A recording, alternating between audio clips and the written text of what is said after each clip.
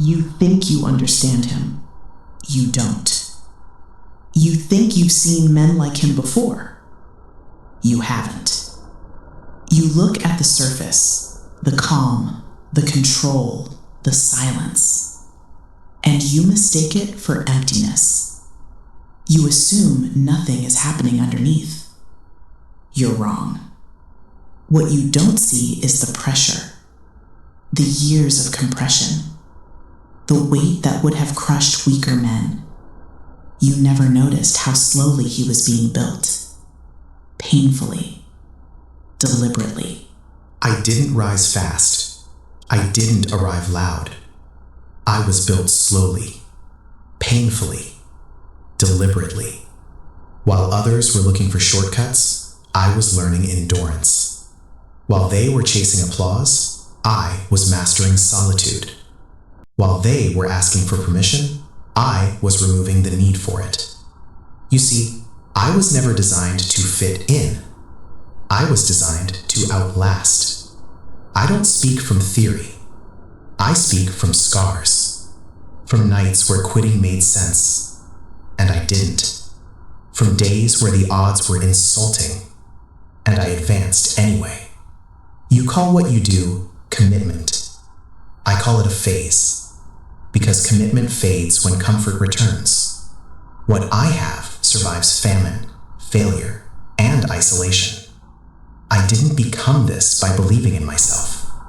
I became this by disbelieving in limits. Limits are stories told by people who stopped early. Rules are invented by those who couldn't go further. I crossed that line a long time ago. The one you still treat like a finish line. To me, that was the warm-up. You trained to win. I trained to be inevitable. You prepare for scenarios. I prepare for chaos. You need conditions to be right. I only need resistance. Because resistance is familiar to me. It raised me. It shaped me. It sharpened me. Pain didn't break me. It instructed me. Failure didn't humble me. It refined me. Every setback carved something unnecessary out of me, until only function remained. I don't rely on motivation. Motivation is emotional. Emotions fluctuate. I operate on obsession. Obsession doesn't negotiate. It doesn't rest. It doesn't care how you feel. It doesn't ask if you're ready. It demands results. You say you're driven, but you still need balance. You still need validation. You still need someone to believe in you. I burned that need out of myself years ago. I learned to move forward without applause, to build without witnesses, to bleed without announcing it. That's why when you finally notice me, it feels sudden to you. But there was nothing sudden about this. I was stacking days when no one was watching. I was sharpening skills when no one was clapping.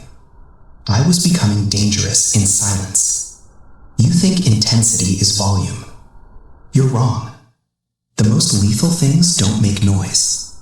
You talk about competition. I talk about elimination. Not of people, of weakness, of hesitation, of doubt. I eliminated the version of myself that needed reassurance. I buried the one that feared being alone. I dismantled the one that waited for the right moment. There is no right moment. There is only pressure and response. And my response has always been forward. You think this is confidence. It's not. Confidence still checks the room. What I have doesn't. This is certainty forged through repetition, through consistency, through doing the work long after excitement died. You think you can match me with effort. Effort won't save you, because effort ends where identity begins. This isn't something I turn on. This is who I am when everything is stripped away. When plans collapse, when allies disappear, when excuses are gone.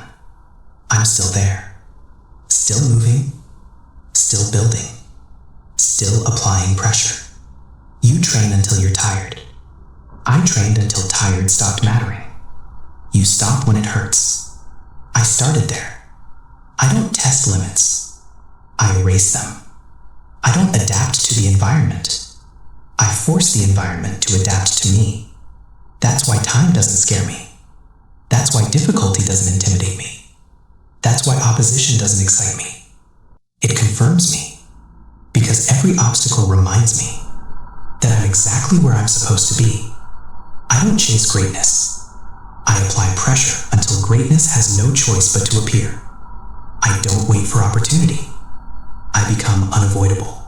Now you understand why standing in front of him feels different. You're not facing talent. You're not facing confidence. You're not even facing preparation. You're facing accumulation. Years of focus. Years of restraint. Years of controlled aggression. He is what happens when excuses are removed, when weakness is unacceptable, when quitting is no longer an option. He is not your rival. He is your ceiling. And ceilings were never meant to protect you.